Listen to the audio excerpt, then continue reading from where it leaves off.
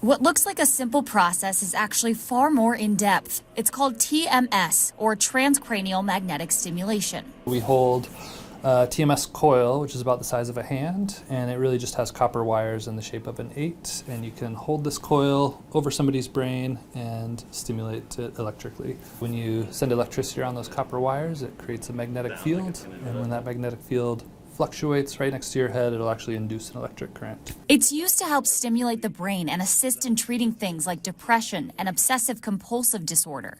Through the TMS process, UIHC has developed a new tool that allows scientists to measure the effect of it on the brain in real time. Those electrodes need to be there to monitor for where seizures are starting, so it's a clinical indication for why these patients are in the hospital.